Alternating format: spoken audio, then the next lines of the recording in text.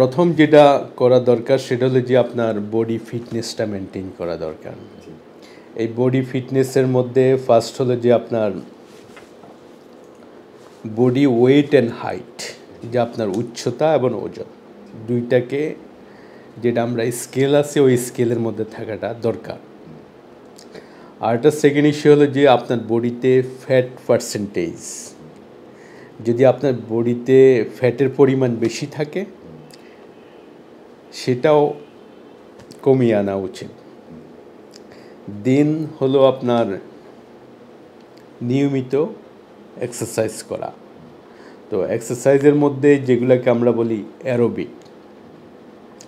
অ্যারোবিকের মধ্যে আপনি হাঁটতে পারেন, সাইক্লিং করতে পারেন, সুইমিং করতে পারেন, স্টিয়ারিং করতে পারেন। এইটার প্যারালাল আপনি যদি যে কোনো ধরনের একটা স্পোর্টস যেটাতে আপনি comfortable, any type of sports whichever you like, যদি আপনি কোনো স্পোর্টস করতে পারেন যেখানে ফিজিক্যাল ওয়ার্কআউট হয়, ওইটা আপনাকে সবচেয়ে বেশি হেল্প করবে to prevent the low back pain.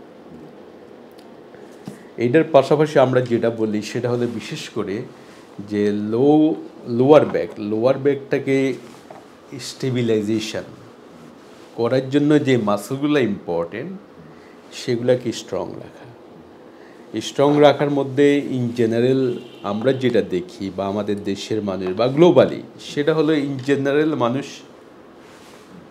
অ্যাবডোমেনটা একটু ফরওয়ার্ড থাকে, বেলিটা। তো যাদেরই একটু বেলি বড় তাদের কিন্তু স্পাইনের যে অ্যালাইনমেন্ট সেটা ঠিক থাকে না। তো যখনই এটা বড় হচ্ছে তখনই আমার অ্যালাইনমেন্ট লাইক দ্যাট। তো যখনই আমার অ্যালাইনমেন্ট এরকম হবে বাট আমার স্পাইনের অ্যালাইনমেন্ট এরকম হওয়ার কথা না, that mean I am carrying a faulty posture. তো ওই ফল্টি পশ্চার থেকে যেটা হয়, স্পাইনে এক ধরনের লোড ক্রিয়েট হয়, ওই লোড থেকে আস্তে আস্তে ব্যাক পেইন ডেভেলপ করে। তো আমরা যদি এটাকে কন্ট্রোল করতে পারি, মানে অ্যাবস মাসল, এটা যদি স্ট্রং করা যায়, তাহলে আপনার ব্যাক পেইনের পসিবিলিটি ভেরি লেস। হবেই না তা বলা যাবে না, বাট ভেরি লেস। তো এইখানে আমাদের জনগোষ্ঠীর 50% হলো ওমেন। তো ওমেন মিনস হলো মাদার। তো মাদার মিনস হলো দে ক্যারি দ্য বেবি। তো যখনই এই যে বেবি ক্যারি করে প্রেগনেন্সি পিরিয়ড, তো তখন কি হয়, তখন এই স্পাইনের উপরে অনেক হাইপার লোড যায়। দেখা যাচ্ছে যে প্রেগনেন্সি পিরিয়ডে অসংখ্য বেশিরভাগ ওমেনের ব্যাক পেইন হচ্ছে,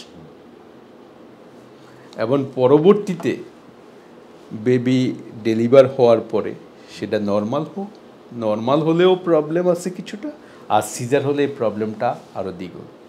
এই যে 9 মান্থ বেবি ক্যারি করতেছে, তখন কি হচ্ছে যে বেবি ইন দ্য ইউটেরাস, তাতে কি হচ্ছে, এটা ফরওয়ার্ডে চলে আসতেছে। ওকে, ফরওয়ার্ডে আসলে কি হয় যে অ্যাপসের যে মাসলগুলো আছে, এই মাসলগুলো নর্মাল যে স্ট্রেংথ থাকার কথা, স্টিফনেস থাকার কথা, সেটা ছেড়ে দেয়।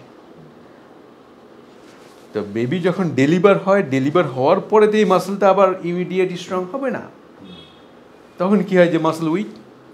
তো মাসল উইকের কারণে এইখানে যে তার এই যে পজিশনটা যে একবার ফল্টি হলো, সেটার কারেক্টেড হচ্ছে না। তো কারেক্টেড না হওয়ার কারণে কি হচ্ছে যে দেখা যাচ্ছে যে তার প্রেগনেন্সি পিরিয়ডে ব্যাক পেইন না হলেও পরবর্তী গিয়ে এটাও one of the very important reason for the low back pain. এইটার পাশাপাশি আরও অসংখ্য রিজন আছে। এটাকে বলে যে ওমেন্স হেলথের মধ্যে পড়ে, যে আপনার একটা সে ধরেন become a mother, okay, become a mother হওয়ার আগে যে একটা বডি অ্যালাইনমেন্ট, যেমন আমাদেরকে জিজ্ঞেস করে যে আমার ব্যাক পেইন আছে, আমি এখন বেবি নিতে পারবো কিনা, তখন আমরা তার বডি অ্যাসেসমেন্টটা করে দিই। করার পরে দেন যদি তার এই প্রেগনেন্সি পিরিয়ডে কোনো প্রবলেম হয়ে থাকে, তখন তার ওই কন্ডিশনটা অ্যাসেসমেন্ট করে আমরা পার্টিকুলার কিছু এক্সারসাইজ দিয়ে দিই, কিছু ফিজিক্যাল থেরাপি দিয়ে দিই, তাদের প্রবলেম হয় না।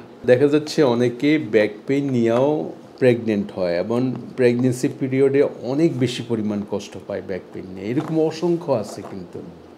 তো সেটা যদি একজন ভালো ফিজিওথেরাপিস্টের সঙ্গে কনসাল্ট করে যদি তার বিষয়টা নিয়ে কথা বলে কিছু পজিশনিং বা কিছু এক্সারসাইজ যদি গাইডলাইন নিতে পারে তাহলে ভালো থাকবে।